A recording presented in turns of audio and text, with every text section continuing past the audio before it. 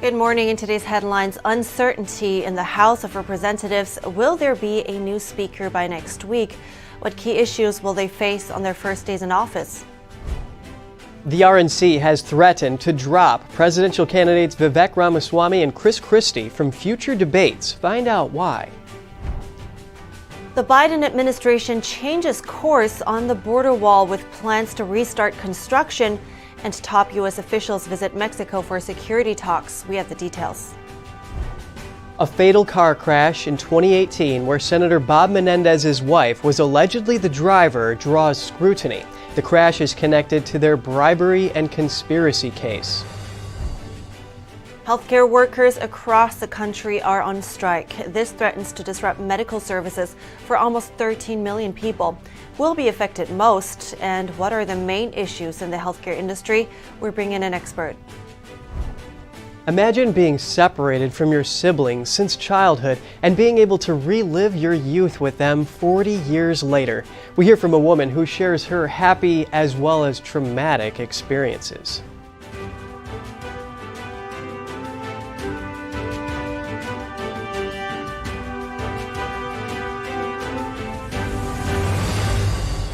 Good morning. Welcome to NTD. I'm Kevin Hogan. Good morning, everyone. I'm Evelyn Lee. Today's Thursday, October 5th. So they're restarting construction on the border wall, and DHS Secretary Mayorkas cites this acute and immediate need to build these physical barriers. But reports show that there have been 6.5 million confirmed apprehensions by CBP and 5.5 million confirmed gotaways, with 8 million illegal border crossers since Biden took office. Well, yes, it's interesting. Seems like Biden really is giving in. It's an interesting turn, right? Going back on his 2020 promise and waiving 26 environmental laws to do that. Yes. Yeah. Well, but first, we are going to have some updates on other key political issues. Another government shutdown deadline looms in November, but the House won't have a new speaker for at least a week. NTD's Daniel Monahan has more on key issues the House is facing. It's unlikely Congress will take action on bills to fund the government until a new speaker is elected. So who wants the job? Both Steve Scalise and Jim Jordan have announced their campaigns. Scalise from Louisiana is the House Majority Leader, while Jordan from Ohio is the Judiciary Committee Chairman. That could set up a bitter power struggle between two conservative Republican leaders. Multiple GOP members say they plan to vote for a new speaker on October 11th. But it took 15 rounds for McCarthy to become speaker, so some lawmakers are pessimistic about a swift election. On that note, President Joe Biden commented on politics in Washington, calling the atmosphere poisonous. You know, we have strong disagreements, but we need to stop seeing each other as enemies. Biden called for improved communication, listening, and cooperation. Senator Richard Blumenthal also chimed in on the topic, criticizing the current state of affairs in the House, speaking on Bloomberg. We have our disagreements. We differ on issues, but what's happening in the House is just total chaos. Funding the government is one issue the next speaker will have to tackle right away. Another is more funding for Ukraine. NTD's Iris Tao questioned Senate Majority Leader Chuck Schumer on that. Congressman Jim Jordan says he does not support further aid to Ukraine. Is that something that would concern you? And I do have a follow-up. There's strong bipartisan majorities in both the House and Senate for aid to Ukraine. Schumer cited a recent attempt from conservative Republicans to remove $300 million in Ukraine aid from a budget bill, which he says failed. We're going to work together to get a big package done. The State Department warned on Wednesday against any interruption in military assistance to Ukraine. A lapse in support for even a short period of time could make all the difference in the battlefield. The spokesperson also addressed concerns about corruption. The people of Ukraine have also been clear about their desire for good governance and transparency. Meanwhile, President Biden said Wednesday he's planning to give a major speech on Ukraine aid. The president also suggested there may be another means to provide support for Ukraine if Congress won't play along. Daniel Monahan, NTD News. We're going to do a follow-up on our talk yesterday about speaker predictions. We're bringing in live on the show Bart Marcois, a former presidential campaign policy advisor, to discuss this. Bart, it's great to have you with us this morning. Good morning, Kevin. So what's going to be the deciding factor in what's seeming to be this face-off between Congressman Steve Scalise and Jim Jordan when they vie for speakership? The deciding factor in all congressional leadership races is generally the ability of the person running for the leader to raise money and help get the other members of the caucus reelected. That's the secret to Schumer's long term as Senate Majority Leader. It was why Nancy Pelosi, in spite of all of her legislative failures, stayed in as Speaker of the House and came back to Speaker of the House. Why she's still a member of the House, although she's no longer Speaker, because they can raise massive amounts of money. So the ability to raise money is going to be probably the largest factor. A second close factor will be the ability to hold the caucus together and actually accomplish legislation. The real issue for every single member of the House is, how can I get reelected? And which one of these candidates for leader is going to help me get reelected? Yes, that financial aspect is, of course, very important. Now, Scalise and Jordan, these are fairly conservative members of the conference here. And Jordan said, we're a conservative center-right party, and I can help unite that. So what's going to happen here? How are they going to get the centrist GOP vote? The centrist vote will probably put up Elise Stefanik, at least for a while. We'll see within a couple of days whether she tosses her hat in the ring to try to create a bloc that can negotiate as a bloc for concessions. And then whether she puts her hat in the ring or not, or they just coalesce together, they will negotiate for concessions from each of the two candidates. And whichever one gives them the most control, maybe agrees to support one of their members as a leadership candidate for one of the lesser posts, is the one that's going to get that block. Yeah, these negotiations are going to be interesting because what we saw with Speaker McCarthy's vote was that we had these hardliner Republicans being very loud on the floor, calling for things that they wanted to see happen, whereas these centrist Republicans, they usually prefer these quiet, backdoor type of deals. And so there's probably going to be a little bit of that in store here. But what happens if they can't decide on someone?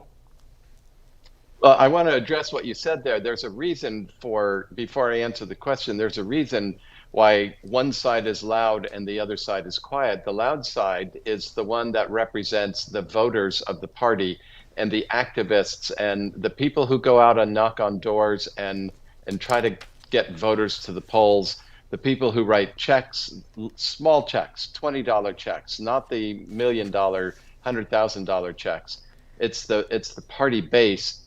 Those are the ones that the conservatives are appealing to, and they're sending out a signal to their troops saying, hey, write a letter to your member of Congress, email your letter of Congress and say, support a conservative majority, support a conservative movement. The quiet ones are the ones that just want to negotiate for power out of the view of the voters and the activists. Remind me, please, what your question was, because I've forgotten it already. Well, Bart, that's plenty. I really do appreciate you bringing out your expertise on this topic. Bart Marcois, former presidential campaign policy advisor, thank you. My pleasure. Thank you. The U.S. is sending seized Iranian ammunition to Ukraine. This comes as Congress is still in dispute on whether to continue funding the war-torn nation in the upcoming year. Officials announced Wednesday that more than 1 million rounds of ammunition have already been transferred on Monday, and thousands more are on the way. Last December, the U.S. Navy caught a small fishing vessel smuggling weapons from Iran to Yemen in violation of a UN resolution. Similar boat raids have taken place regularly since then. The U.S. captured thousands of rifles and millions of rounds of ammunition. The Justice Department began seeking civil forfeiture of the seized weapons back in March, and the legal ownership eventually came through later in July. The Biden administration is continuing construction on the U.S.-Mexico border wall. It waived 26 federal laws in Texas yesterday to get things going. It's a reverse course on President Biden's campaign promise not to build another foot of wall. NTD's Jeremy Sandberg has more on the change of direction. The Clean Air Act, Safe Drinking Water Act, and Endangered Species Act were some of the laws waived by the DHS on Wednesday. The waivers avoid lengthy lawsuits and reviews surrounding environmental laws. DHS Secretary Alejandro Mayorkas cited an acute and immediate need to construct physical barriers at the border to prevent unlawful entries. It's a stark contrast from the administration's stance when President Biden took office, when he signed an executive order on day one to halt the use of Defense Department funds on border wall construction. The Biden administration stated at the time, building a massive wall that spans the entire southern border is not a serious policy solution. It is a waste of money that diverts attention from genuine threats to our homeland security. Arrests at ports of entry of people on the FBI's terrorist watch list is over 150 this year, up from near 100 the year before, with only 15 in fiscal year 2021. CBP statistics have the number of apprehensions of illegal border crossers at 2.8 million so far this year, with close to 600,000 escaping custody in 2022.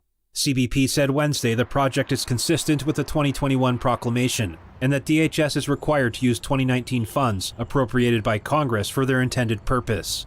It stated it remains committed to protecting the nation's cultural and natural resources, and will implement sound environmental practices during the project. Jeremy Sandberg, NTD News. Around 450 miles of wall was built along the nearly 2,000-mile U.S.-Mexico border during the Trump administration. Trump reacted to the move, saying Biden needs to go back to Trump policies like Remain in Mexico and Title 42. U.S. Secretary of State Antony Blinken and other top U.S. officials are visiting Mexico today to meet with their counterparts. U.S. Attorney General Merrick Garland and Homeland Security Secretary Alejandro Mayorkas are also on the two-day trip. The latest rounds of high-level security talks will focus on fentanyl and arms trafficking, as well as the increasing number of migrants at the U.S.-Mexico border. Blinken is also scheduled to discuss migration with the foreign ministers of Colombia and Panama. And stay with us. A judge says former President Trump's team can't question a witness in the civil fraud trial in New York. Why not? Find out what the judge said. Presidential candidates Vivek Ramaswamy and Chris Christie cancel a planned debate on Fox News after a threat from the RNC. A dashcam video with Senator Bob Menendez's wife after a fatal 2018 crash where she was allegedly the driver. The wreck has become a point of interest in their bribery and conspiracy case. Find out more after the break.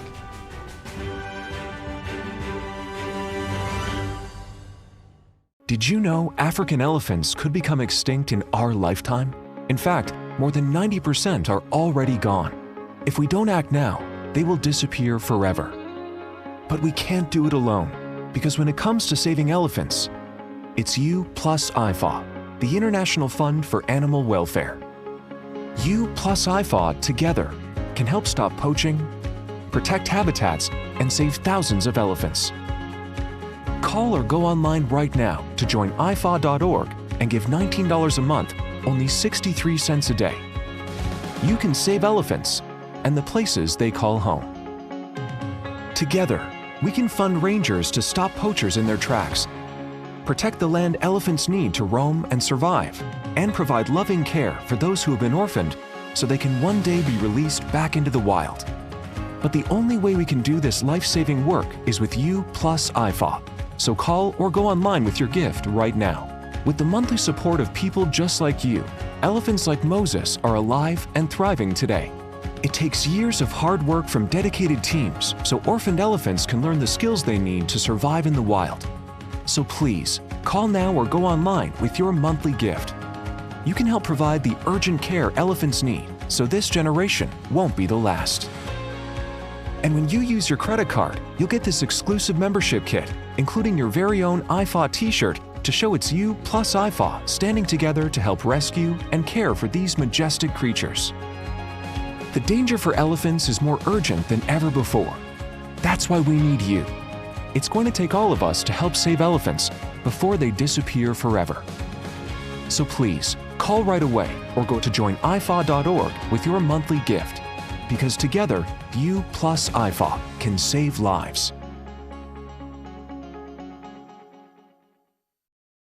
I don't think that many kids in my son's school even do it. He makes fun of his friend who vapes. He would never try it. She's into soccer. She's on the honor roll. She's just not the type. No way. No way. No way. No way, my kid would never vape. Get your head out of the cloud. Today, nearly 8,000 kids will start vaping. Maybe even yours. Learn about the dangers at talkaboutvaping.org. Anyone who's ever sold a home can tell you it is really hard. That's why who you work with matters. Together with Homelight, we've helped thousands of people sell faster and for the best price.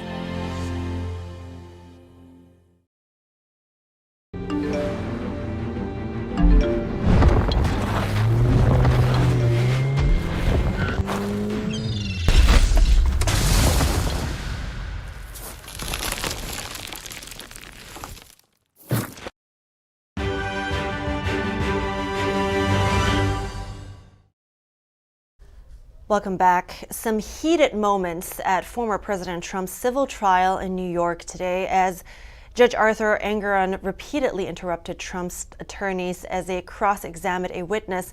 Our reporter Arlene Richards was in the courtroom during that exchange. Judge Arthur Engoron vigorously pushing the defense to move along faster with their line of questioning about the financial statements.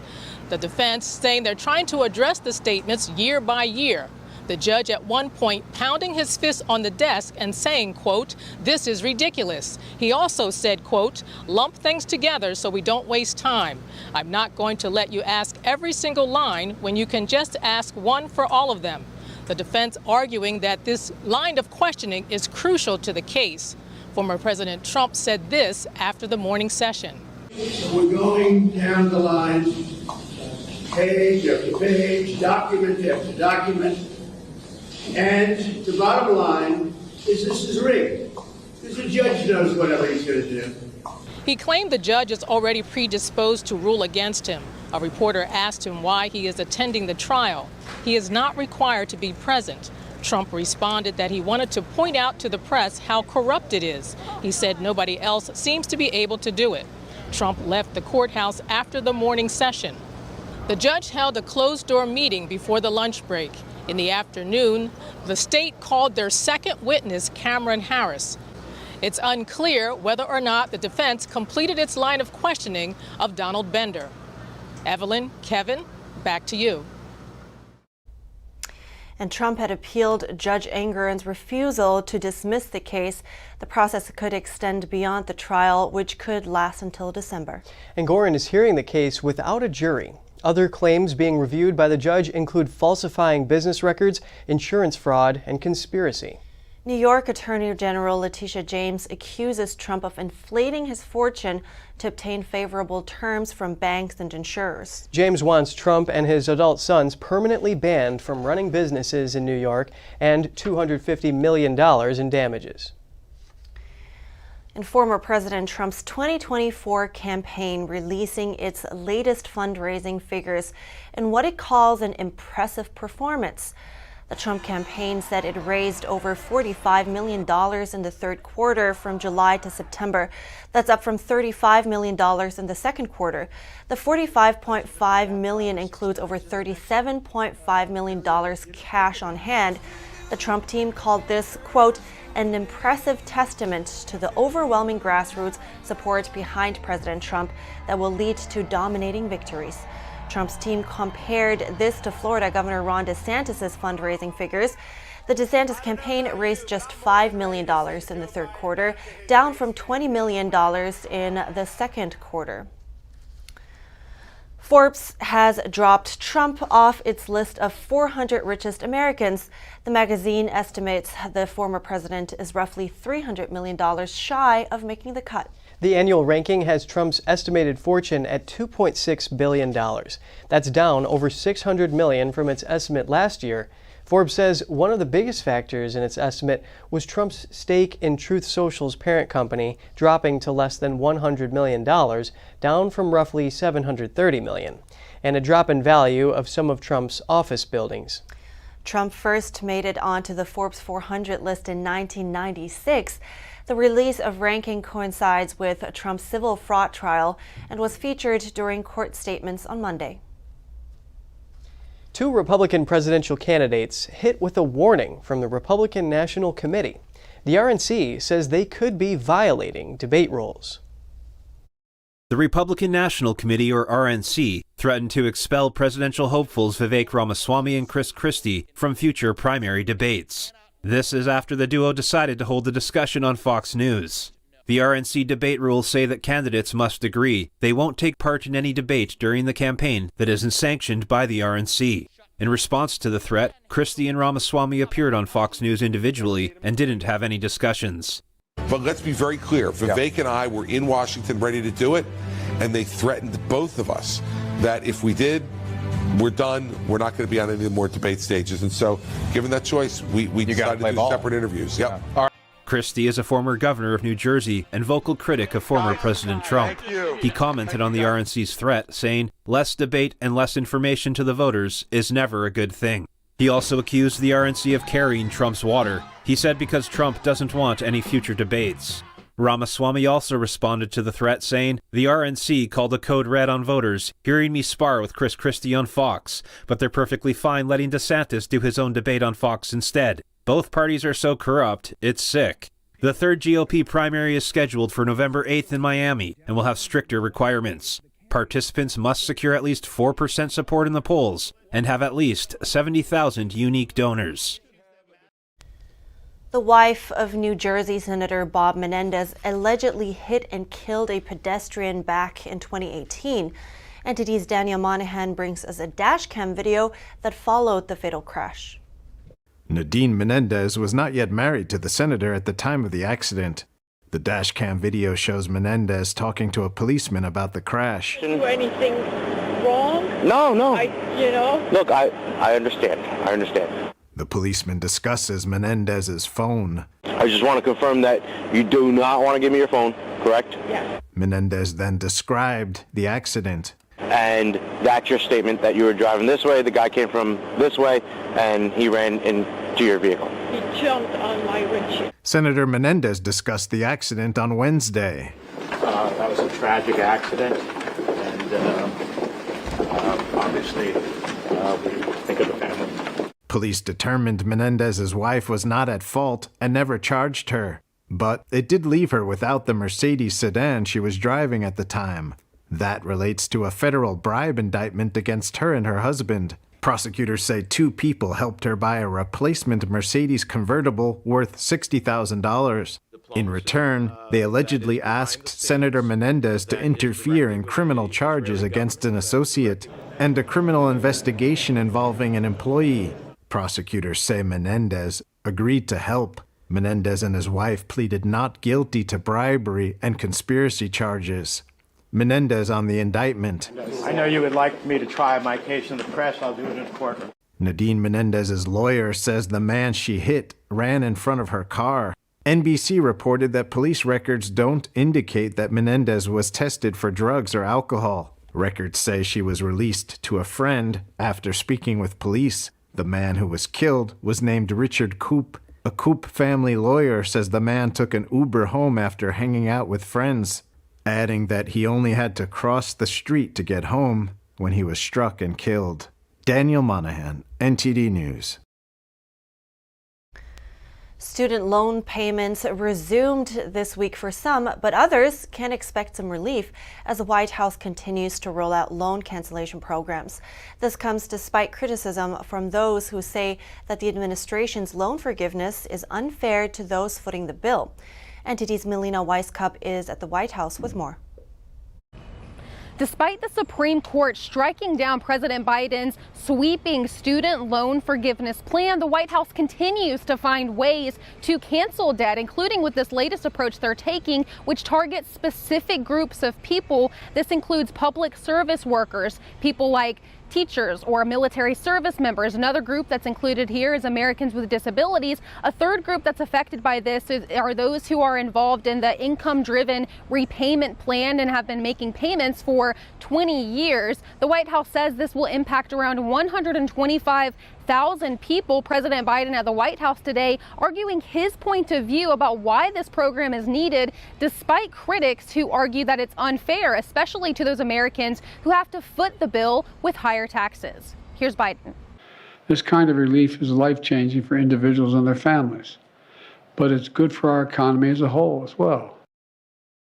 And we could see even more action from President Biden in this area in the time ahead, although his future plans here are not entirely clear at the moment. Now, he could continue to take the approach that he's been taking, that is targeting specific groups of borrowers. Next week, a committee will meet for the first time to discuss a future plan around this, one that could perhaps avoid some of those legal challenges that President Biden was faced with when trying to cancel debt on a larger scale. Reporting from the White House, Melina Weiskup, NTD News. President Biden's family dog Commander has been removed from the White House. The Secret Service reported at least 11 biting incidents involving the German Shepherd. Bite victims included Secret Service agents and White House staff workers. One of Commander's bites required hospitalization of the victim. Others required the attention of White House medical staff. When Fox News asked Press Secretary Karine Jean-Pierre whether the Bidens were concerned about being sued over the dog's misbehavior, she referred them to the Secret Service or First Lady's office. Their last dog, Major, was also removed from the White House after injuring 3 different people. Well, shame on that first pet. Yeah, hopefully those people recover soon and it wasn't too bad. Going into break, healthcare workers across the country are on strike. This threatens to disrupt medical services for almost 13 million people. Who will be affected the most, and what is the main issue in the healthcare industry? We bring in an expert. An explosion in Arkansas has prompted hundreds of evacuations. People were advised to avoid the area until further notice. That's after the break.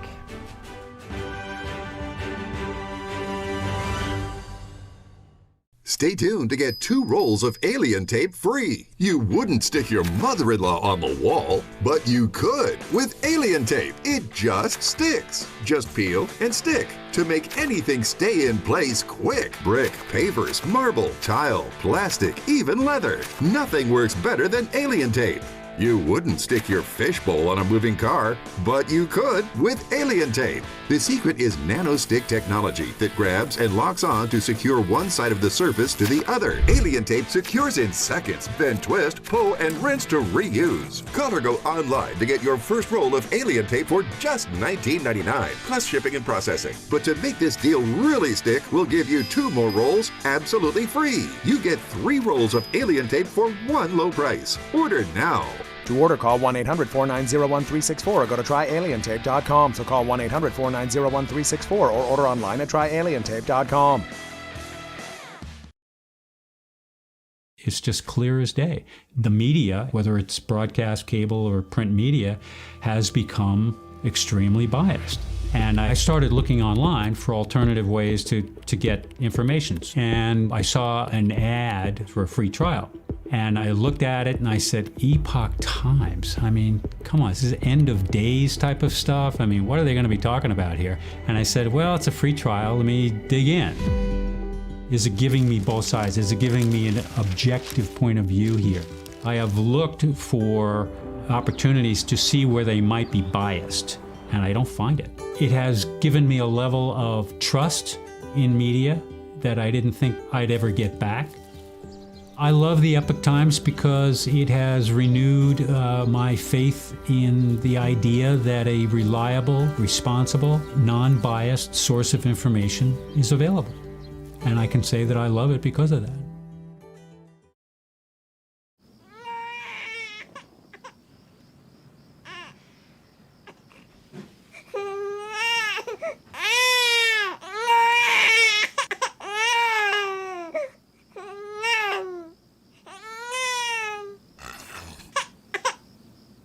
If you love them enough to suck the snot out of their nose at 4 a.m., then surely you'll check NHTSA.gov/the right seat to make sure they're in the right car seat. Shen Yun Creations, the streaming platform from Shen Yun, featuring world-class dance, past programs, and all original music.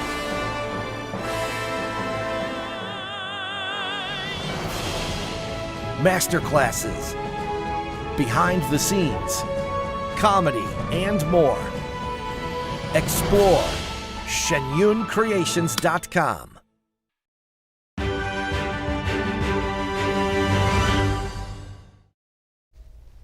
Good to have you back. Tens of thousands of healthcare workers are on strike across the nation. The 3-day strike threatens to disrupt medical services. NTD's Christina Corona has more from the picket lines. We're here in Baldwin Park at the Kaiser Hospital, where more than 75,000 Kaiser Permanente workers walked off the job, marking what would be the largest healthcare strike in U.S. history. Negotiations between the coalition of Kaiser Permanente unions and the healthcare provider are ongoing and reportedly making progress, but workers still opted to walk off the job for a scheduled 3-day labor strike. The strike started across numerous Kaiser hospitals and medical facilities in California, Colorado, Oregon, Virginia, Washington State, and Washington, D.C. As a member of the bargaining team, I've sat face-to-face with Kaiser executives. They are not bargaining in good faith. They are leaving us at the table for hours. They don't care about the short staffing crisis.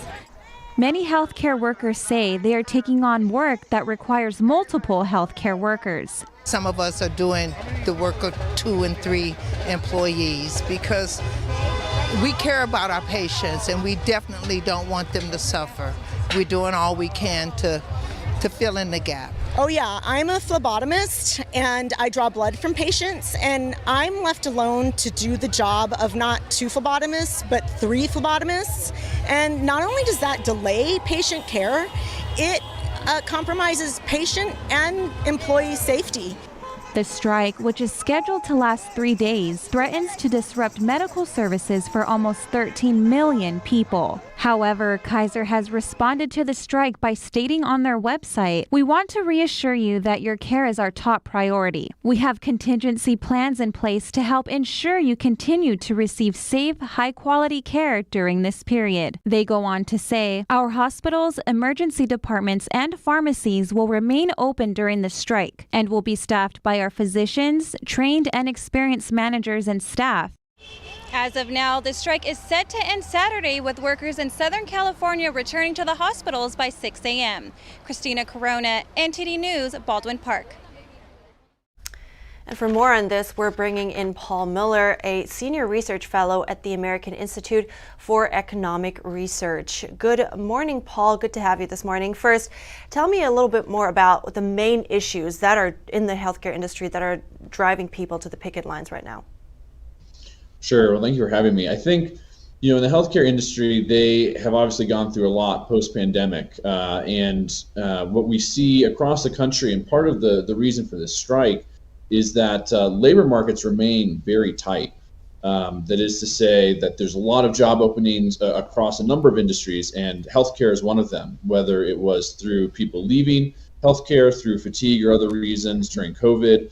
And a lot of places, Kaiser included, have struggled to fill jobs, to get back to full strength.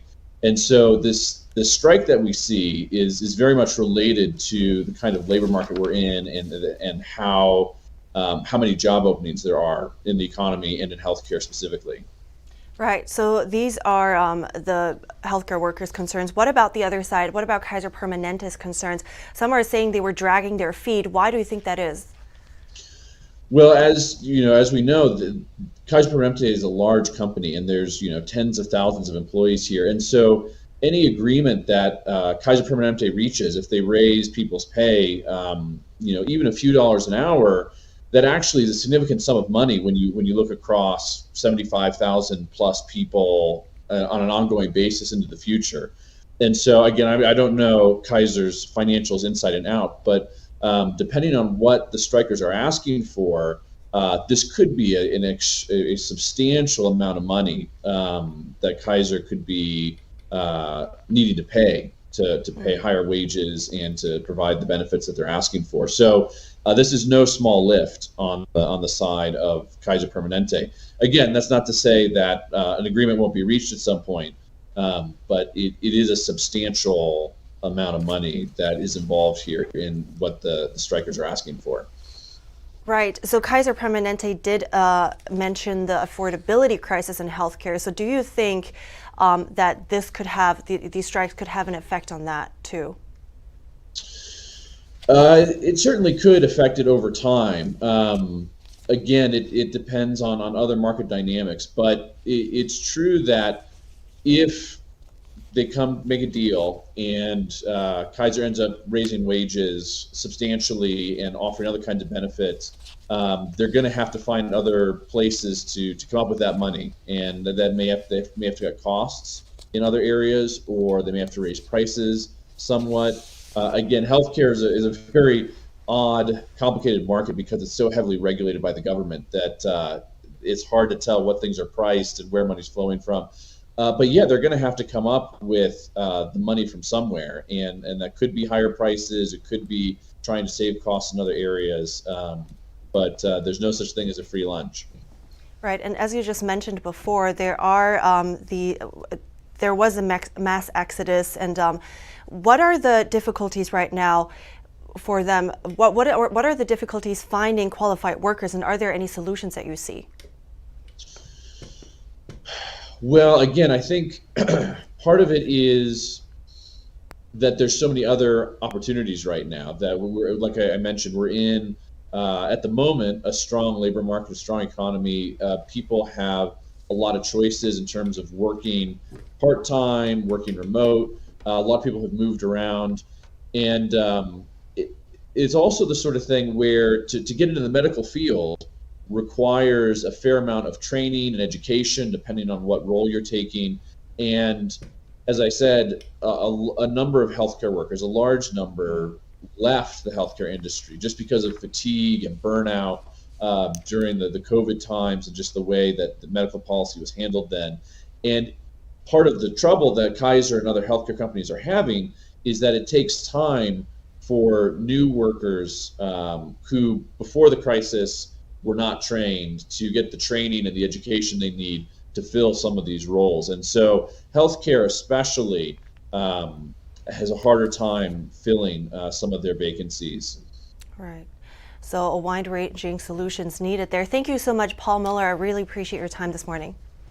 Thank you. A natural gas pipeline explosion in Arkansas has prompted evacuations. The explosion happened yesterday in the small community of Jesseville. The local sheriff's office was first alerted about the blast shortly before 5 p.m. Firefighters were on the scene to battle the blaze, which saw flames shooting up hundreds of feet into the sky. No injuries have been reported so far. A shelter for evacuees was set up in the local high school. The local sheriff's office said Highway 298 was closed to through travel as of yesterday. People have been advised to avoid the area until further notice. There's currently no indication on what caused the explosion.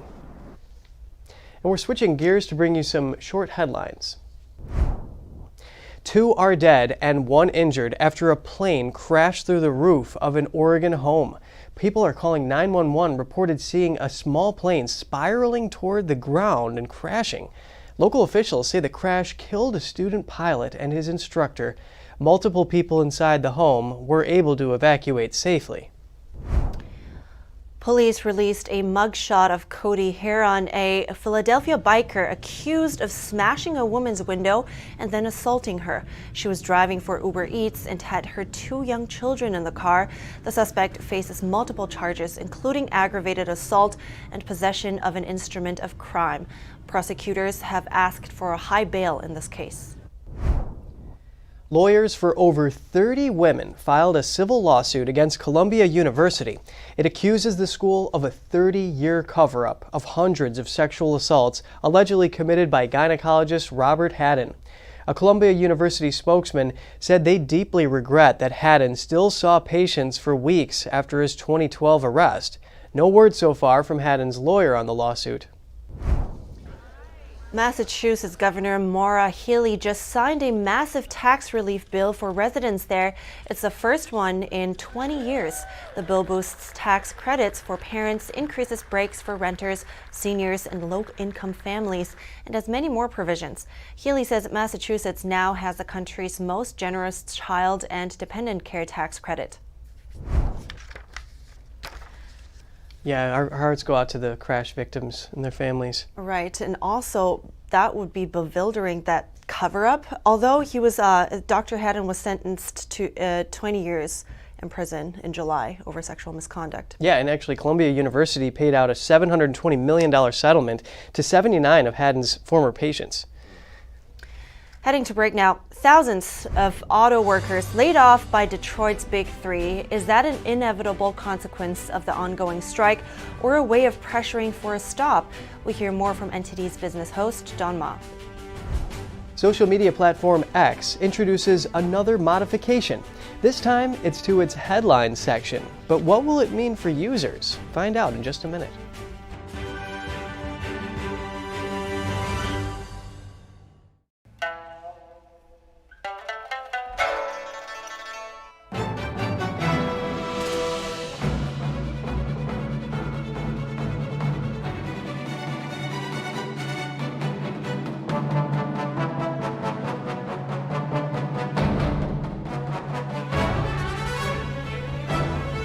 Shen Yun Symphony Orchestra, coming to Lincoln Center, David Geffen Hall, October 22nd. Tickets at shenyunsymphony.com.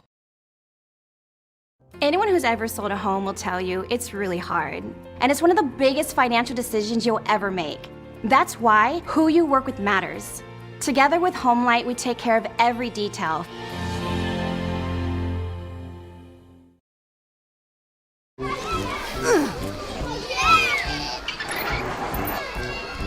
If you love them enough to crawl into a play place to get them to come down, then surely you'll check nhtsa.gov/the right seat to make sure they're in the right car seat. Kindness is cool. Because we feel happier when we do good. Kindness connects us with others and improves our self-esteem. Simple actions, meaningful lives. Let's practice kindness, share our love, and show our care for one another. Submit videos of kindness to Gangjing World for prizes up to $10,000 in cash.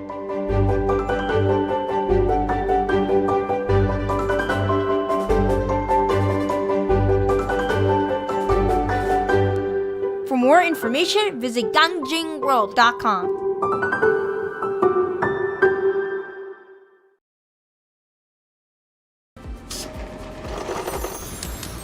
My employees and I are excited to announce it's our 20th anniversary, and to celebrate, we're bringing you a limited edition MyPillow. The Giza Elegance MyPillow is made with the most amazing cotton, 2-inch pipe gusset, comes in 4 custom loft levels, and it's machine washable and dryable. When I got MyPillow, I'm asleep almost immediately. I stay asleep at night, and I wake up more well-rested in the morning. My patented fill adjusts to your exact individual needs and helps keep your neck supported and aligned. That's why we've been around for 20 years, because MyPillow works. Go to mypillow.com or call the number on your screen. Use your promo code to get your limited edition 20th anniversary MyPillow queen size. Retails for $69.98, now only $19.98. That's right, only $19.98. With my 60-day money-back guarantee, you have nothing to lose. Sleep well, America!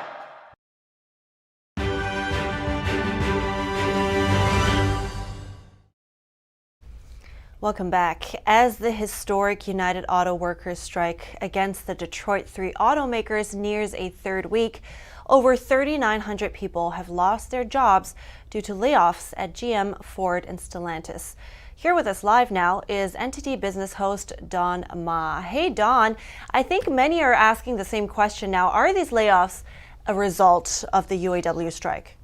Well, Evelyn, what I can tell you is that it seems like what the automakers are saying. Ford says that their production system is very interconnected.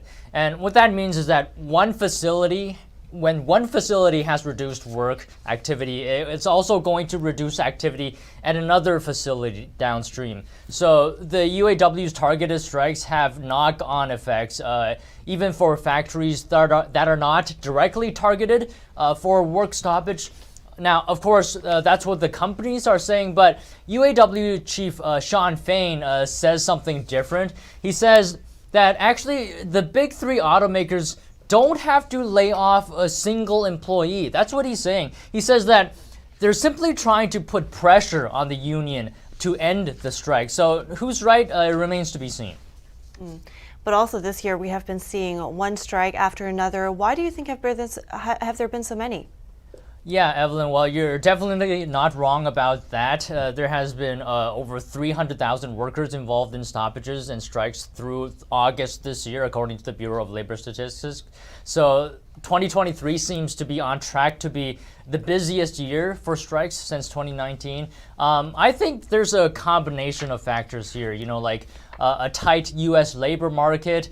There's actually been a lot of expiration of union contracts, coincidentally, this year, and as well adding to everything is high living costs. So, workers want higher wages, and of course, companies also want to make profits. So, it's tough, and when neither side compromises, we get a strike, and I think that's what's happening now.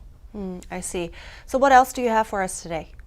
Sure. Speaking of strikes, update on another strike. Even though the WGA strike is over, the 3 head writers for the Drew Barrymore show won't be returning to their jobs there.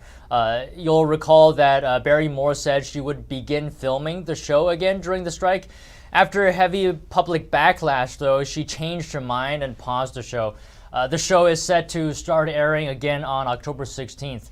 They're currently interviewing potential candidates to replace the head writers' positions. Meanwhile, thousands of alleged victims who had their IRS information leaked may soon have a website to notify them of case progress. It would include hearing schedules and documents from their case. Federal law and IRS rules require this notification. Prosecutors are saying it's impractical to notify thousands of victims personally. IRS contractor Charles Littlejohn allegedly stole tax data from some of America's wealthiest citizens, including former President Donald Trump. He then released that information to media outlets who then published it. Other than those 2 updates, that's all from me this morning. Yeah, IRS data breach, very serious indeed. Thank you so much for the update, Don, host of NTD Business. Yeah, thank you as always. Moving on to X, formerly known as Twitter, it is back in the headlines with yet another change. The company is stripping article headlines from its platform, meaning users will no longer be able to see them on shared links. Clicking on the article image, however, will link you back to the original site. The new modification means that media companies and publishers will have to adapt how they share content on X. Twitter owner Elon Musk says the feature will greatly improve aesthetics on the platform. Wow, Interesting. Can't wait to see that one play out. News never ends with X. All right, we're heading to Malcolm Hudson now in the UK for some short headlines from around the world. Good morning from the UK, Evelyn and Kevin. UK Prime Minister Rishi Sunak yesterday proposed raising the legal age that people in England can buy cigarettes by 1 year every year until it is eventually illegal for the whole population.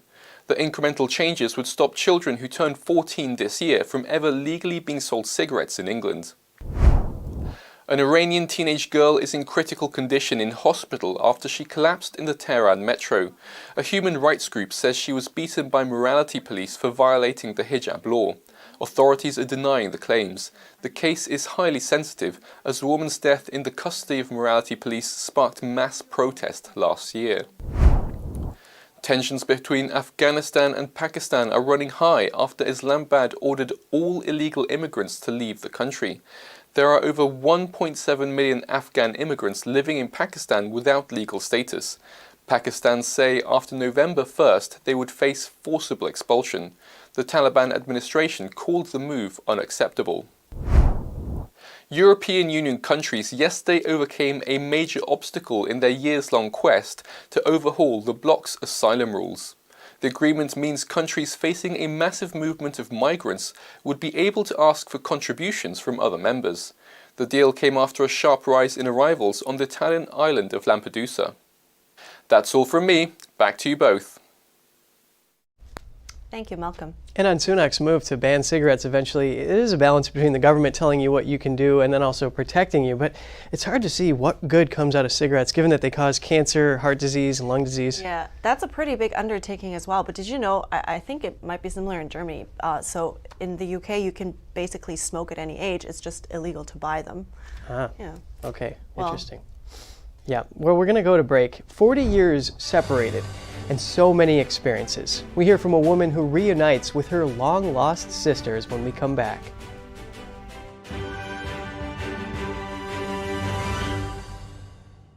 First time I came in here was Monday, and today is Thursday. I've had 2 surgeries and am doing fantastic. I'm still in shock that I can walk. That's all within 4 days. In 4th grade, I was diagnosed with scoliosis. I had 70 and 60-degree curvatures. Went to Shriners Hospital in LA. It's been fused ever since. I noticed a lot of pain going down my left buttock into my thighs and into my calf. I could be standing there and my legs would just go out. I went through pain management for 2.5 years, and the pain management specialist told me there was nothing more he could do for me. We actually did our own research, and next thing I know, Dr. Permanente called, and he told me immediately over the phone what my issue was without even seeing me. I was in a twilight stage during surgery, and you can actually say, where are you feeling that pain? And it immediately stops. Hold the leg up there. No pain here? No. No pain here? No. No pain on the butt? No. All of a sudden, they're all, do you want to get up and walk? Well, I couldn't walk before, and I got up and I just started crying because I had no pain. And I had all my weight on my left leg and on my right leg, and I walked a straight line with no assistance, no falling, no grabbing onto the walls, nothing. I held my own weight. And that's the first time in months that I was able to walk by myself. Benatti succeeds where others fail. For more stories like these and the rest of our program, check out American Medicine Today, featuring cutting-edge medical and science innovators, previous surgical guest of the Benatti Spine Institute, and a medical professional's insight on political issues plaguing our nation. American Medicine Today, Sunday 6 p.m. and Wednesday at 2:30 on NTD Television and other streaming platforms.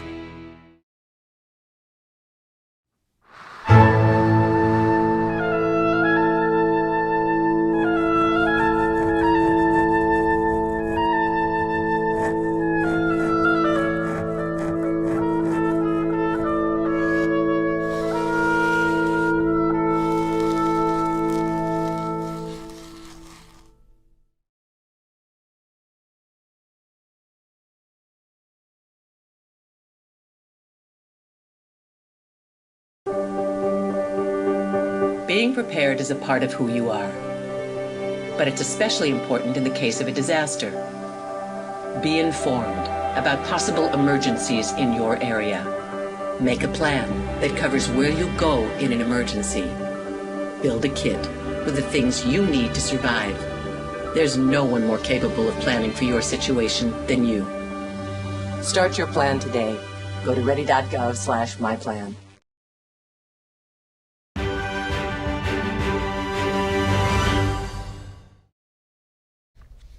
Welcome back. When life hands out a tough card, it can be difficult to emerge.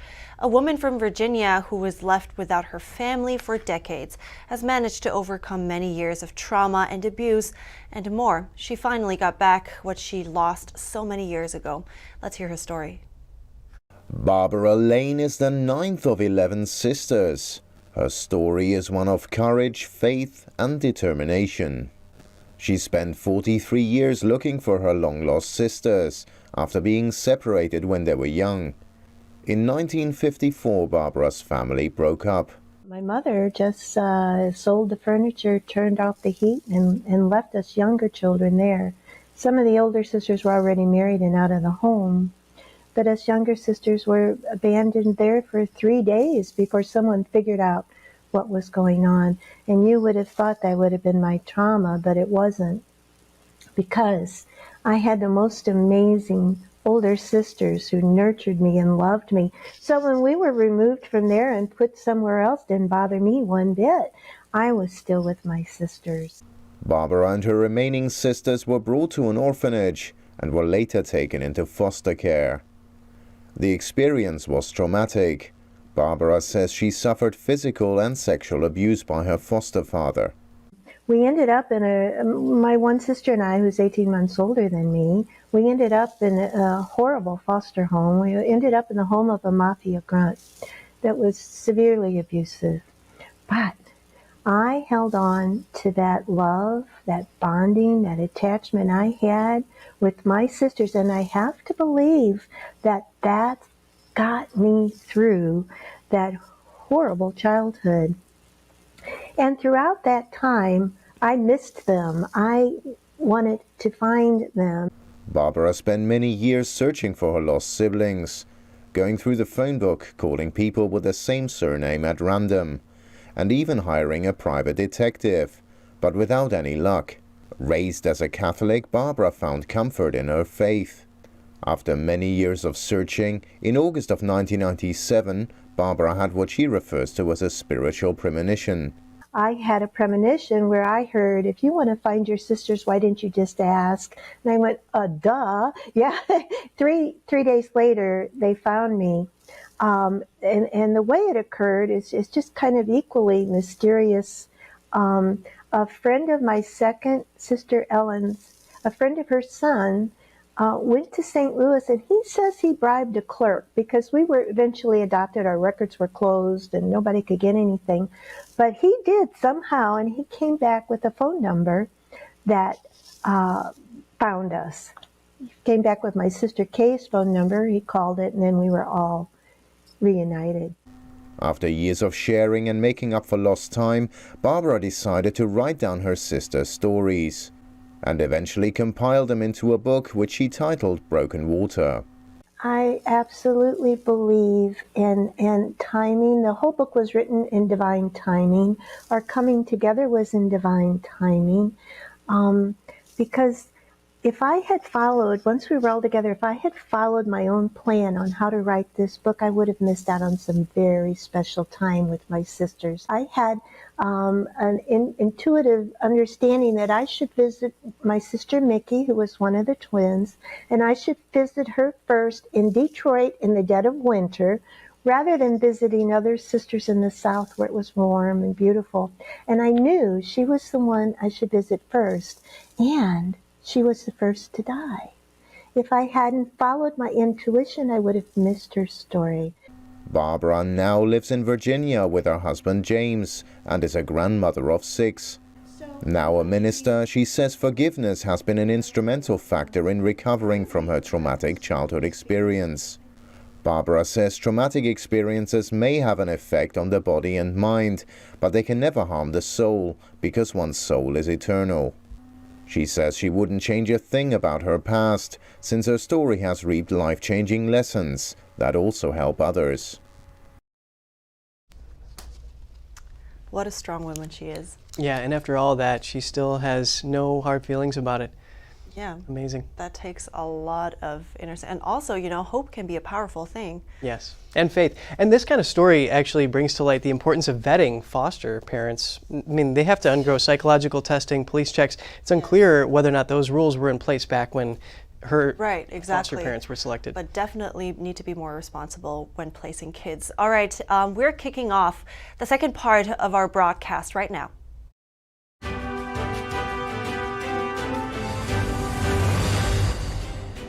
The House of Representatives faces uncertainty as a speaker's seat sits vacant. What's the status of the new funding bill, and what key issues will a new speaker face? The Biden administration changes course on the border wall with plans to restart construction. Will it be the first step in bringing back Trump-era policies? the largest healthcare strike in U.S. history. 75,000 medical workers walk off the job after talks between Kaiser Permanente and union negotiators fail.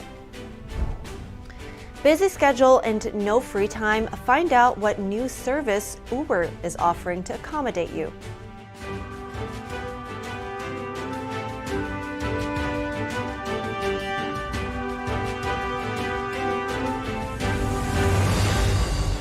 Welcome back. We're continuing our program with some political updates. That's right. Another government shutdown deadline looms in November, but the House won't have a new speaker for at least a week. NTD's Daniel Monahan has more on key issues the House is facing. It's unlikely Congress will take action on bills to fund the government until a new speaker is elected. So who wants the job? Both Steve Scalise and Jim Jordan have announced their campaigns. Scalise from Louisiana is the House Majority Leader, while Jordan from Ohio is the Judiciary Committee Chairman. That could set up a bitter power struggle between two conservative Republican leaders. Multiple GOP members say they plan to vote for a new speaker on October 11th. But it took 15 rounds for McCarthy to become speaker, so some lawmakers are pessimistic about a swift election. On that note, President Joe Biden commented on politics in Washington, calling the atmosphere poisonous. You know, we have strong disagreements, but we need to stop seeing each other as enemies. Biden called for improved communication, listening, and cooperation. Senator Richard Blumenthal also chimed in on the topic, criticizing the current state of affairs in the House, speaking on Bloomberg. We have our disagreements. We differ on issues, but what's happening in the House is just total chaos. Funding the government is one issue the next speaker will have to tackle right away. Another is more funding for Ukraine. NTD's Iris Tao questioned Senate Majority Leader Chuck Schumer on that. Congressman Jim Jordan says he does not support further aid to Ukraine. Is that something that would concern you? And I do have a follow-up. There's strong bipartisan majorities in both the House and Senate for aid to Ukraine. Schumer cited a recent attempt from conservative Republicans to remove $300 million in Ukraine aid from a budget bill, which he says failed. We're going to work together to get a big package done. The State Department warned on Wednesday against any interruption in military assistance to Ukraine. A lapse in support for even a short period of time could make all the difference in the battlefield. The spokesperson also addressed concerns about corruption. The people of Ukraine have also been clear about their desire for good governance and transparency. Meanwhile, President Biden said Wednesday he's planning to give a major speech on Ukraine aid. The president also suggested there may be another means to provide support for Ukraine if Congress won't play along. Daniel Monahan, NTD News. Congressman Jim Jordan and Steve Scalise both have a real shot at becoming the next House Speaker. NTD's Arian Pastar takes a closer look. Republican Ohio Representative Jim Jordan is trying to become the next Speaker of the House. I think we're a conservative center-right party. I think I'm the guy who can help unite that. I think my politics are entirely consistent with where conservatives and Republicans are across the country. The most pressing issue on Americans' minds is not Ukraine. It is the border situation and it is crime on the street. Jordan has been representing Ohio's 4th district since 2007. He's currently the chairman of the House Judiciary Committee. He made headlines and gained support earlier this year, investigating the indictments of former President Trump, the immigration crisis, and the DOJ's approach to Hunter Biden. Every witness we've talked to said this thing was slow walk, and we know why. Jordan was also the founding chair of the House Freedom Caucus, a group comprised of members considered to be the most conservative Republicans. Because of those affiliations, some say Jordan has slim chances of gathering enough support to become the next speaker. When asked about Jordan as a possible next speaker, New York Congressman Mark Molinaro on Wednesday referred to somebody else. There are a good number of members. Steve Scalise is considering this. There likely will be others. Tennessee Representative Tim Burchett said this when asked about Scalise as a possible next speaker. I love Steve Scalise. He's a great leader. He's a proven leader, and I believe folks would rally around him. Steve Scalise of Louisiana is the House Majority Leader. He's also known for drawing heavy support from other lawmakers from the South, which might be helpful against Jordan from Ohio. However, Scalise was diagnosed with blood cancer earlier this year. The type of cancer he was diagnosed with is very treatable, However, it raises questions if Scalise will be away for extended periods of time. Some other possible candidates are House Majority Whip Tom Emmer. Emmer, however, indicated he'll support Scalise in his bid. Oklahoma Representative Kevin Hern, who said he's considering a run, and others. Various lawmakers also proposed former President Trump to become Speaker. Trump himself confirmed that on Wednesday, saying he received multiple calls. However, the former president says he's fully focused on his presidential campaign. He added that he's open to supporting Republicans in finding a new Speaker. Arian Pastar, NTD News. Some heated moments at former President Trump's civil trial in New York as Judge Arthur Engoron repeatedly interrupted Trump's attorneys as they cross-examined a witness. Our reporter Arlene Richards was in the courtroom during the exchange. Judge Arthur Engoron vigorously pushing the defense to move along faster with their line of questioning about the financial statements. The defense saying they're trying to address the statements year by year. The judge at one point pounding his fist on the desk and saying, quote, "This is ridiculous." He also said, quote, "Lump things together so we don't waste time. I'm not going to let you ask every single line when you can just ask one for all of them." The defense arguing that this line of questioning is crucial to the case. Former President Trump said this after the morning session. We're going down the line, page after page, document after document. And the bottom line is this is rigged. Because the judge knows whatever he's going to do. He claimed the judge is already predisposed to rule against him. A reporter asked him why he is attending the trial. He is not required to be present. Trump responded that he wanted to point out to the press how corrupt it is. He said nobody else seems to be able to do it. Trump left the courthouse after the morning session. The judge held a closed-door meeting before the lunch break. In the afternoon, the state called their second witness, Cameron Harris. It's unclear whether or not the defense completed its line of questioning of Donald Bender. Evelyn, Kevin, back to you. Thank you. Trump had appealed Judge Engoron's refusal to dismiss the case. The process could extend beyond the trial, which could last until December. Engoron is hearing the case without a jury. Other claims being reviewed by the judge include falsifying business records, insurance fraud, and conspiracy. New York Attorney General Letitia James accuses Trump of inflating his fortune to obtain favorable terms from banks and insurers. James wants Trump and his adult sons permanently banned from running businesses in New York and $250 million in damages. Let's discuss the questioning and the gag order in Trump's civil fraud trial in more detail. Here to provide analysis, we have Paul Kamenar joining us live, the lead counsel at the National Legal and Policy Center. Paul, good morning. Good morning. Thank you for having me. So, attorneys and representatives of both sides questioned these accountants who oversaw dealings with Trump's properties, and then they said they were just there to compile information and that it was Trump's responsibility to make sure that they were accurate. So do either side make any ground here? Well, I think they both did testify accurately, but it was up to Trump's attorneys that they did a good job of going through these financial statements line by line and questioning the accuracy and so forth. But keep in mind that the burden also is on the lenders, the banks, to come up with the evaluation of their own property. This happens all the time in commercial real estate transactions where the lender doesn't take the word of the borrower what his assets are. They verify it themselves. So I'm looking forward to the questioning not of these accountants, but of the lending officers and the underwriters to see what kind of due diligence that they did before they lent money to Trump. By the way, Trump paid all the money back. So, there is no harm to this. When you borrow money from a bank for a house, whatever, they also look at your income. Can you pay the loan back? And that's the crucial question. So I kind of agree with Trump that this case is kind of much ado about nothing here. Pay the loan back, but wouldn't you say that there has to be some accountability if there is a different loan rate that should have been had? Well, it very well may be, but again, it's up to the banks themselves, because in the application for the loans, the Trump organization said, hey, look, these are our figures. don't take them at our face value. Do your own due diligence.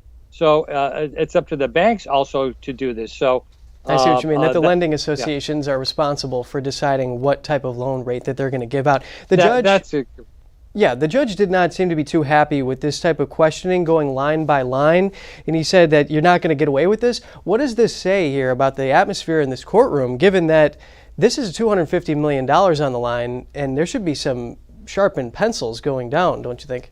Well, yeah, no, absolutely, because this is basically an accounting issue. The government's presenting all these financial statements and so forth. So the defense has every right and duty to go over this line by line. If the judge thinks it's a waste of time, that might show where his biases lie by trying to cut off the cross-examination by Trump's attorneys here. Something very important to keep a close eye on. What about this gag order? Is the judge justified? I mean, is Trump actually exposing the clerk in this case and doing things that are not called for? Well, the judge issued a limited gag order only with respect to criticizing or attacking court staff, namely in this case, his law clerk. Keep in mind that Trump every day has been attacking this liberal judge and the attorney general. And he did not say Trump cannot talk about that. He has a First Amendment right to do that. So in this case, it's just a limited one against his court staff, in this case, his law clerk. I don't think that's too onerous. I don't think Trump will violate that. But, you know, I would bet he continues to criticize the whole trial as he's entitled to do under the First Amendment. And he will, although he left yesterday, he vowed to come back at the appropriate time and testify at the trial himself. Well, we know Trump has a history of speaking his mind. Paul Kamenar, lead counsel at the National Legal and Policy Center, thank you for your time. Thank you. Trump's civil fraud trial in New York continues on day 4, starting at 8:45. NTD will live stream the trial at ntd.com. And stay with us. With a record high number of illegal border crossings, the Biden administration changes direction on border wall construction. It's taking action in Texas. Simone Biles and the U.S. women's gymnastics team continue their winning ways. We have the details.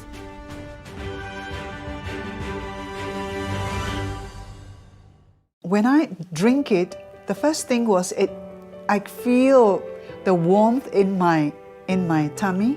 It's kind of like gently radiating out, you know, a kind of a very comforting warmth. And it was really good, actually. I felt much better. I did feel actually an effect, and I find that it is actually better when I take it regularly. It's actually steamed and dried 9 times, and so it's really, the essence is really extracted. Then the second time I tried it really like on an empty stomach and just 2 teaspoons of it, and over a few times. And wow, that was a big difference, because suddenly I could feel, wow, I was very good energized. I didn't have to eat. I could work outside in the garden for a couple of hours, and I still felt very well. And I was impressed by that. So I think it's a good product. Anyone who's ever sold a home can tell you it is really hard. That's why who you work with matters. Together with HomeLight, we've helped thousands of people sell faster and for the best price. The loss of coordination in my legs, I'd trip over my feet, end up flat in the concrete. Dr. Permanente to me was God sent. Walk like that no more. I don't remember how long. I didn't have to make a massive lifestyle change. I noticed today that I could sit and stand up without a cane. I would have to give it excellent and above my expectations. Permanente succeeds where others fail.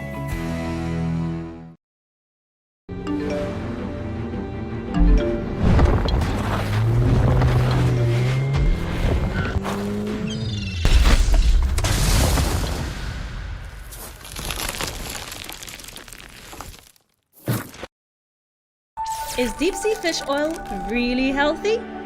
Due to pollution in the oceans, most fish contain heavy metal elements and radioactive substances. That's why it's so important to choose a pure source of omega-3. Puritang green vegetable omega-3 is made from purslane and perilla seeds, which are rich in nutrients and minerals, especially vitamins A, D, E, calcium, and iron. With natural processing and no harmful chemical additives, it has more than 90% concentration of omegas 3, 6, 7, and 9. It effectively improves brain power and is beneficial to the heart's health. Puritang omega-3 does not smell of fish and contains no pollutants, so both adults and children can safely and easily consume it over a long period of time. Puritang green vegetable omega-3. Greener, healthier, and more effective. Visit puritang.com to learn more.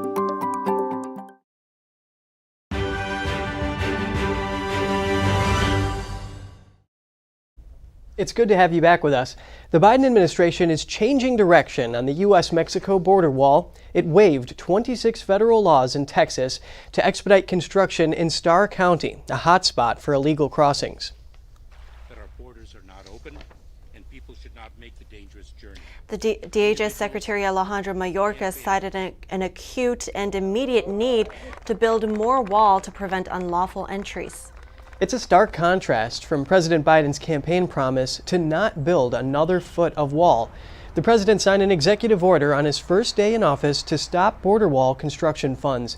The administration at the time declared the wall to be a waste of money, diverting attention from genuine threats to Homeland Security. Funding for the 20 miles of planned construction comes from the 2019 DHS appropriations bill. Customs and Border Patrol says the project is consistent with Biden's 2021 proclamation and that DHS is required to use the 2019 funds for their appropriated purpose. The southern border is experiencing a massive influx of Venezuelans trying to cross into the United States. I spoke with Rodney Scott, a retired U.S. Border Patrol chief, to find out why there are so many migrants and what changes need to happen to stop the flow. The policy solutions right now for the U.S. are reportedly limited. That's one of the reasons, right? So can you tell me more about what that means? Like, what are those limited solutions and why is it limited? So that's only a partial truth. It's not a lie per se, but there's a lot more policy solutions than we're currently looking at. But here's the challenges. Countries like Venezuela, Cuba, countries where we don't have great relations with, it's nearly impossible for ICE, Immigration and Customs Enforcement, to deport that person back to their home country. But the reason I say it's only a partial truth is because that's way after they've already arrived, and there's tons of things we can do before that takes place. One of the best policy solutions ever, and this, contrary to what people say, this wasn't a Trump initiative, this was a government employee initiative that came up and the Trump administration supported it, was the migrant protection protocols, which just put the judicial process back in the right order, that people could not get released into the United States until a judge heard their case. They had to remain in Mexico until their court hearing date. And we worked with Mexico to make sure that there was food, shelter, a lot of that, everything they needed in place to include security. Thank you for mentioning that. And on something that you were mentioning before about the incentives, tell me more about how the numbers have developed in recent years, you know, in terms of the amount of Venezuelan migrants, excuse me, actually making their dangerous way, might I add, to the U.S. border instead of maybe before they used to go to more to the Latin American countries. Tell me more about how that developed. Sure. So, and again, we'll talk about Venezuela, but I want to make it much broader and take it beyond the current administration. Over my 30-year career, we saw the exact same thing over and over and over again. Anytime that we carved out an exemption, no matter how well intended, to immigration law and created a way for a specific group of people to be allowed into the United States that otherwise would not be allowed, the flow kicked in and the massive numbers of people would come across. Whether it was the temporary protective status for El Salvador years ago, or different countries over different times that we've implemented carve-outs, if you will. That's really what's going on with Venezuela today. So not only did this administration just give those in the United States, even those that entered illegally, temporary protective status, that message went out through the informal chains of all those people calling back home and explaining to their friends and family what's going on and how they were crossed the border illegally, met a law enforcement officer, and then got released. And then everybody looks left and right, just like we would, human nature, and they're like, hey, if you're going to go, now's the time. And then that dominoes, that literally it's like a tidal wave, because the next wave is bigger and then they call back home. And then the next wave is bigger and they call back home. Let's talk about solutions one more time. So bottom line, what do you think right now would the best way to go to turn things around? So you can't hire your way or resource your way out of this problem. It is a policy problem. So the first thing we need to do is put the judicial process back in the right order. Make sure people are not released into the United States until a judge adjudicates their case. That Remain in Mexico program is a great example, but this administration could come up with their own program. All you have to do is either detain people in custody or hold them outside the country until they get a hearing. And then surge judges to the border. We started to do that the last administration, but basically we always talk about surging law enforcement resources. We need to surge judges and hire more immigration judges to hear these cases so that people have their due process. But 80% of the cases don't meet the legal criteria. And when people see that, and when that happens, they also call home and say, hey, it didn't work. And then the next wave is smaller, the next wave is smaller, the next wave is smaller. Thank you so much for your expert insights on this. Rodney Scott, I appreciate it. Have a great day. Thank you. Tens of thousands of healthcare workers are on strike across the nation. The 3-day strike threatens to disrupt medical services for almost 13 million people. For more on this, we spoke to Paul Muller, a senior research fellow at the American Institute for Economic Research. You know, in the healthcare industry, they have obviously gone through a lot post-pandemic. What we see across the country, and part of the reason for this strike, is that labor markets remain very tight. That is to say that there's a lot of job openings across a number of industries, and healthcare is one of them, whether it was through people leaving healthcare, through fatigue or other reasons during COVID. And a lot of places, Kaiser included, have struggled to fill jobs, to get back to full strength. And so the strike that we see is very much related to the kind of labor market we're in and how many job openings there are in the economy and in healthcare specifically. Right. So Kaiser Permanente did mention the affordability crisis in healthcare. So do you think that this could have these strikes could have an effect on that too? It certainly could affect it over time. Again, it depends on other market dynamics, but it's true that if they make a deal and Kaiser ends up raising wages substantially and offering other kinds of benefits, they're going to have to find other places to come up with that money, and that may have to cut costs in other areas, or they may have to raise prices somewhat. Again, healthcare is a very odd, complicated market because it's so heavily regulated by the government that it's hard to tell what things are priced and where money's flowing from. But yeah, they're going to have to come up with the money from somewhere, and that could be higher prices. It could be trying to save costs in other areas, but there's no such thing as a free lunch. A symposium focused on redefining the future of beauty. A medical center in upstate New York looks at a blend of traditional wisdom and cutting-edge technology. NTD's Jack Bradley has more for us. From surgical procedures to spiritual practices, the AIMS Symposium was held over the weekend. The focus, combining modern and traditional medicine. It was put on by the Aesthetic Integrative Medicine and Surgery, or AIMS Society, and held in upstate New York's Northern Medical Center. During the two-day symposium, there were experts from the medical aesthetic industry bringing a variety of the latest technologies and treatment consultations. AIMS is the first academic group in the U.S., or even in the world, that integrates aesthetic medicine and aesthetic surgery. We believe that current aesthetic medicine is somewhat singular, focusing on structural changes and superficial improvements. But it does not take into account nutrition, the energy of the human body, or mental care. Jingduan Yang also introduced his four-dimensional beauty evaluation that delves into anatomy, biochemistry, bioenergy, and soul. It also ties external appearance to internal organ health and mental well-being. The body's structure is linked to our external appearance and the health of our internal organs. It also connects our emotional and mental states to our beauty. The ultimate goal of people undergoing cosmetic procedures is to be happy. Whether a person is happy or not is related to their understanding of the world, their perception of relationships with others, their views on gains and losses, and their assessment of life's goals and meanings.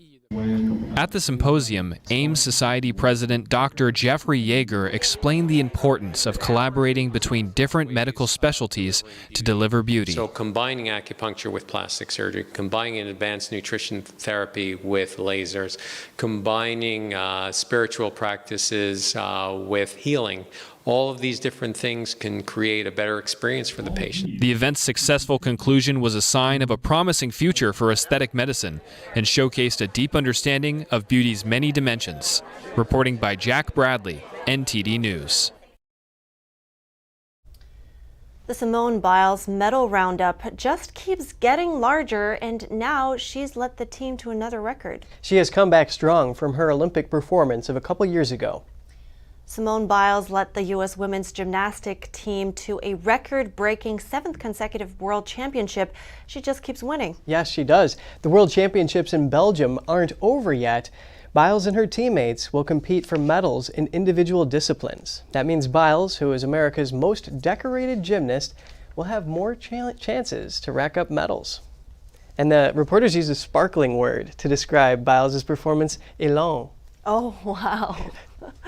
Yeah, this is, like we just heard, right? Generally a strong streak from the women's team, 7th consecutive.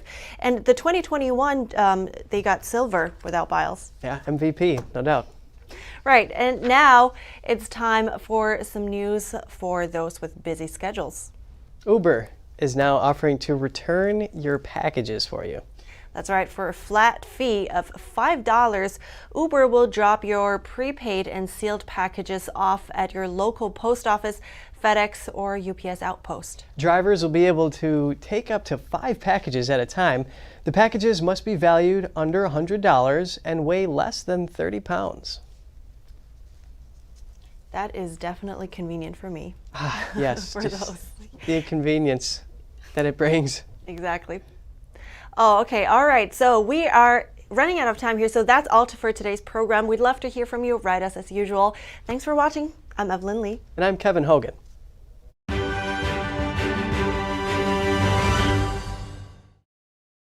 Thanks for watching us on YouTube. Did you know YouTube only keeps selective videos on its platform? So if you want to make sure you get the full picture, just subscribe to our newsletter. Go to newsletter.ntd.com and sign up. It's free.